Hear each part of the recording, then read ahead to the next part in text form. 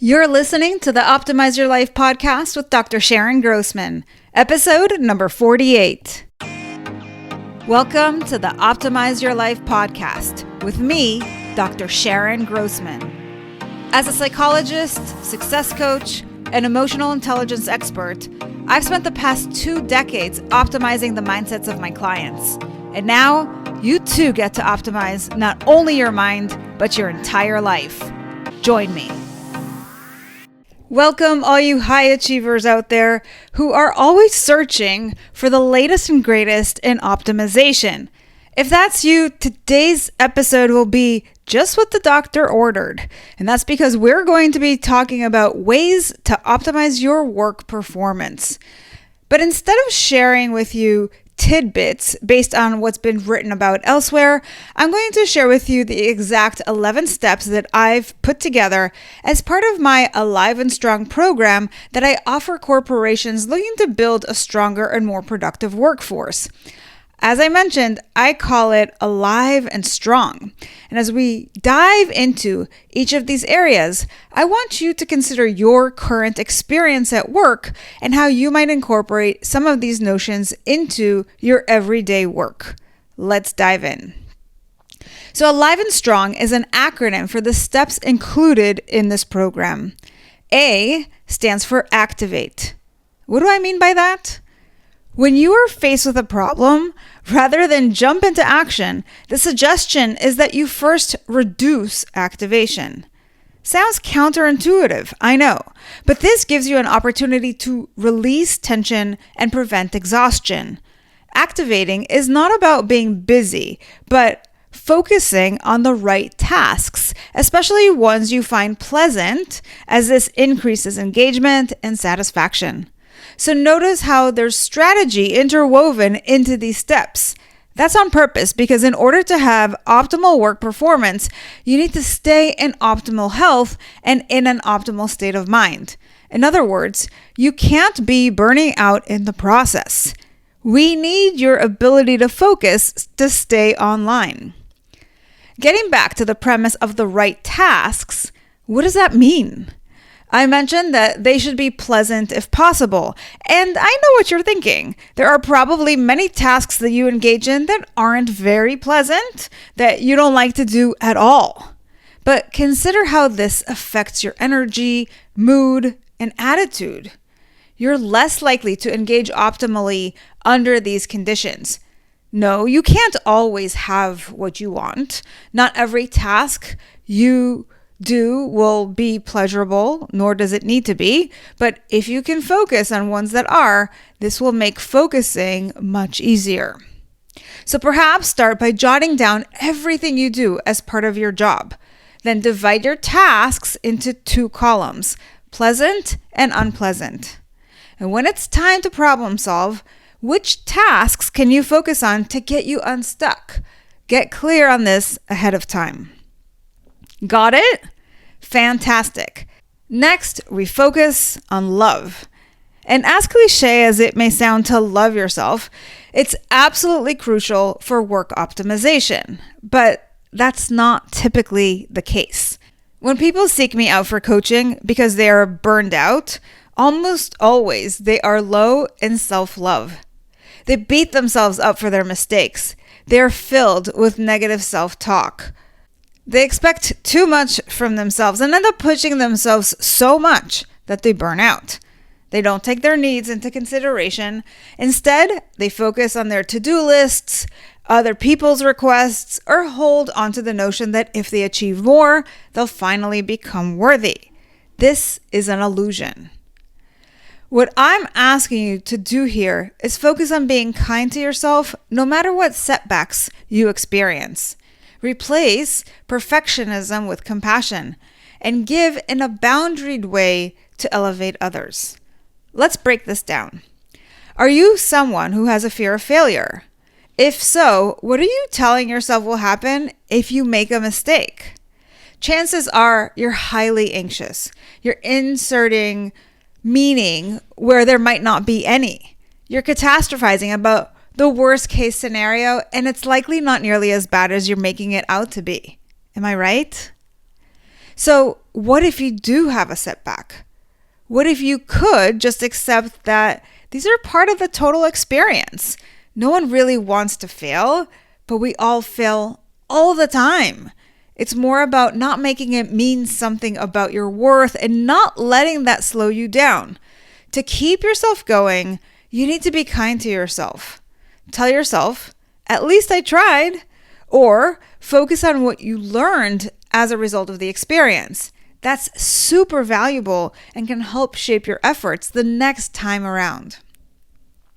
If you're a perfectionist, chances are you expect a lot from yourself. You don't rest until something meets your unrelenting expectations, and even then, it may not feel like it's quite good enough.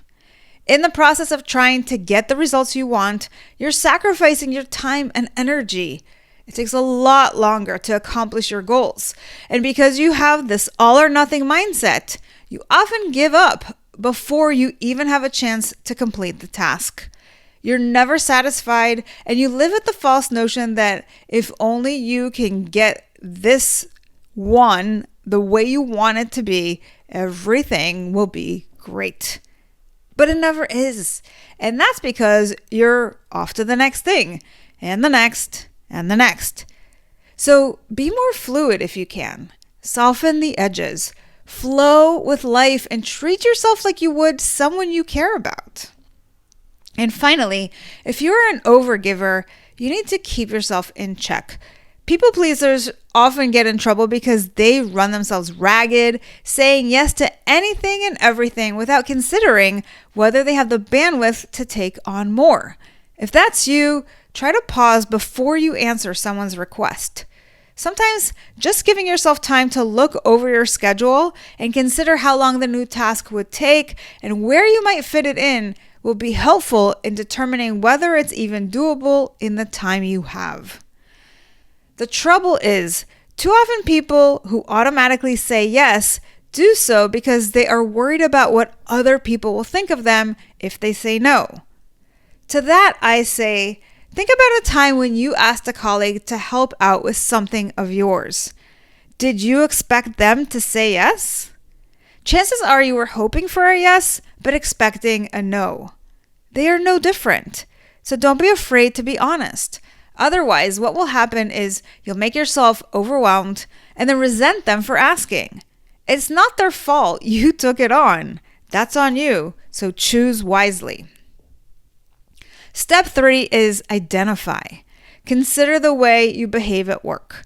Your behaviors are the result of your identity. When you identify as someone confident and capable, you're more likely to exhibit behaviors that are in line with that self-perception. This may not come to you easily at first. That's because you have a certain program running in the background that goes way back to your early days. But your brain is malleable, and that's good news. You can decide on purpose right now how you want to feel, and through practice, you can change your beliefs and with them, your identity and behaviors. The way I like to work with my clients to reprogram their beliefs quickly is through brain priming. If you want to learn more about this process, download my free ebook, How to Train Your Brain for Success in 5 Steps. I'll put the link in the show notes for you. V is for visualize. Your mind is so powerful that studies have shown that when you visualize something you want in your mind, it tricks your brain into thinking it is actually happening. We can use this to our advantage. When you are clear on your purpose and how it aligns with the mission of the organization, visualize taking quantum leaps toward the success you want. If you can see it, you can manifest it. E is for energize. One of the most important resources you have to avoid burnout is your energy. So it's crucial for you to manage your energy well through your engagement in and out of the office, recover your energy to avoid depletion, and protect your energy, which requires being attuned to yourself. To learn more about how you can manage, recover, and protect your energy, pick up a copy of the 7E Solution to Burnout. In it, I share tips on each of these and much more. Let's recap what we have so far. Activate, love, identify, visualize, and energize come together for the first half of the program to spell alive. The next part is comprised of 6 additional steps which spell out strong. S stands for self-control. The demands of the work environment can lead to stress and other negative feelings. To be successful, you need to manage your responses to difficult situations, find healthy outlets for your emotions, and refocus on your purpose and sense of joy. Here's an excerpt from the 70 Solution to Burnout about self-control. Having control over your emotions and thus your behavioral response requires you to build up the skills of tolerance and discipline. Once you become aware of your emotional state, you need to be able to ride the wave of your emotions. Knowing that feelings come and go, and mindfully noticing what is happening within you rather than becoming fearful or overwhelmed will help you stay calm. The alternative is suppressing the emotion, which is a form of avoidance. While avoidance, as a coping strategy, may distract you from an unpleasant experience at the moment, it is not a long-term solution. Suppressed emotions tend to get stored in the body and can result in physical pain, autoimmune diseases, and eventually rupture in emotional outbursts. To gain mastery over any area of knowledge or skill, you need an investment of time and energy. What can get in the way of mastery is either boredom or a preference to engage in pleasurable activities. Imagine that you want to write a book. This requires thought, research in some cases, and many hours of writing and editing. While you have good intentions to sit down and write, you may become distracted by a television show or feel tempted to go out with friends for fear of missing out on the fun. All this temptation causes distraction and procrastination and prevents you from making strides towards your goal. Mastery requires discipline and a delay of instant gratification. What this has to do with emotional intelligence is that your behaviors are a result of your emotional state. If the reason you are procrastinating or giving up on your goal is that you are bored with the repetition of your work, you need to manage your boredom to stick with the task long enough to master it. Similarly, if you are blowing off your commitments to engage in fun, you need to manage your mindset, remember the benefits you will reap in the long run, and set up rewards for milestones along the way. This keeps you moving ahead and will lead to a sense of purpose in your life, which will outlive any short-term gratification you could attain in this moment. It's not only when you are bored that you seek stimulation and forego possible long-term goals. If you experience low frustration tolerance, this may drive you to impulsivity in many situations. A standard illustration of this is on the road, when a person becomes impatient with other drivers, red lights, or pedestrians that cause traffic to slow down. When they act out impulsively, they increase their own risk of being in an accident and hurting themselves and others. Being aware of how impatient you feel and then taking some deep breaths can help to get your rational brain back online just when your emotional brain is taking over. Infusing your frustrating moments with relaxation can improve your mindset and sometimes mean the difference between life and death. Set your intention on building up your tolerance of negative feelings and on having the discipline to delay gratification so you can reach your ultimate goals. There is a time and place for everything. In the book, I shared several cognitive and behavioral strategies to help you attain a greater sense of control over your emotions. So if you'd like to dive deeper into this topic, that's where you go next. T is for time management.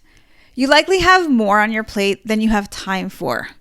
By building this skill, you'll be able to prioritize your tasks better, overcome procrastination, and attain perfect attention. By prioritizing your most important tasks, you ensure that they get done and you are making progress towards your goals.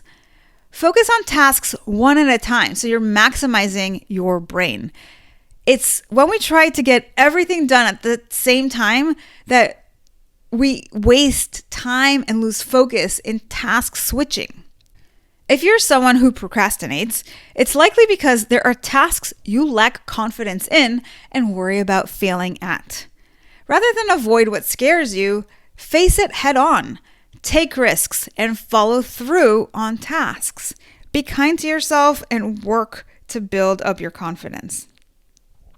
Lastly, create a supportive environment for your mind to get tasks done by eliminating distractions, protecting your time, and finding purpose outside the office so you have a hard stop to your work. These techniques will keep you focused and make you more efficient. R is for resilience. To bounce back from adversity more quickly and efficiently, you need to build up mental discipline. Through this growth mindset, you can adaptively cope with stressors rather than feel hindered by them.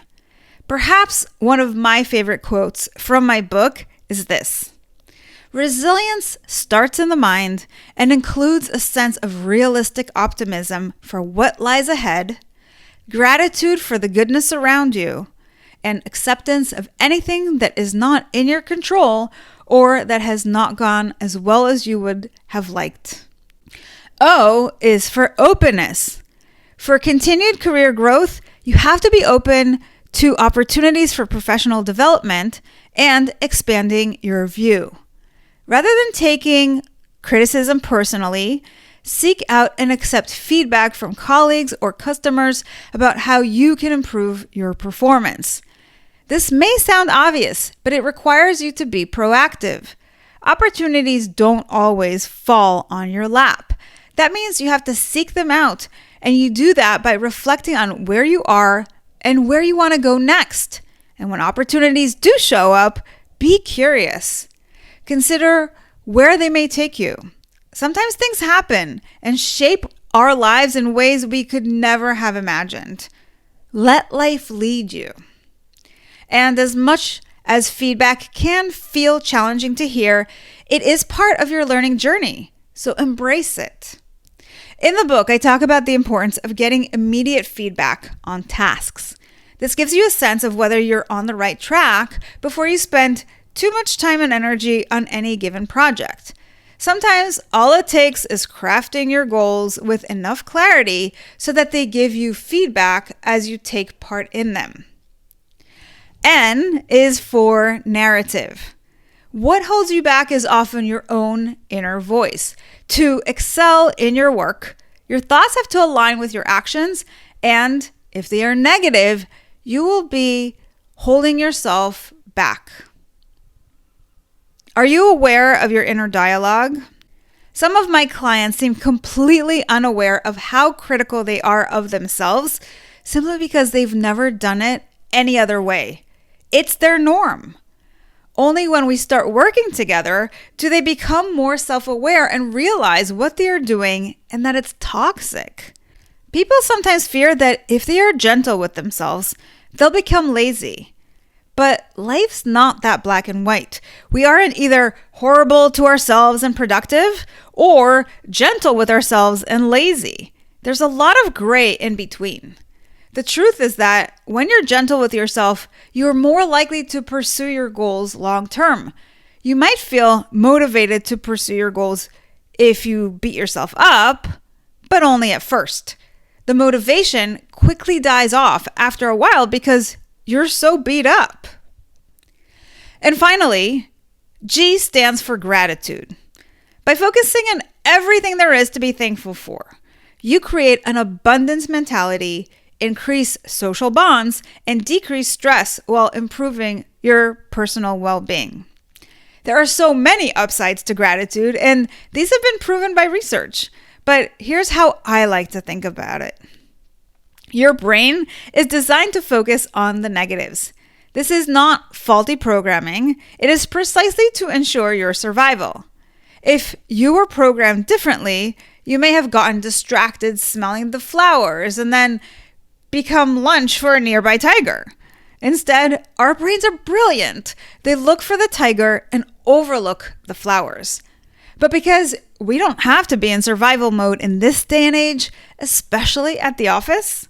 You need to retrain your brain to do it differently, and gratitude is one of those practices that helps you do that. To recap, the second half of these steps, we have self-control, time management, resilience, openness, narrative, and gratitude. And together, they spell strong. So there you have it, the 11 steps to help you optimize your work performance that come together to make you alive and strong. I hope you found ways to implement some of these right now in your work, and I invite you to share this episode with your HR director.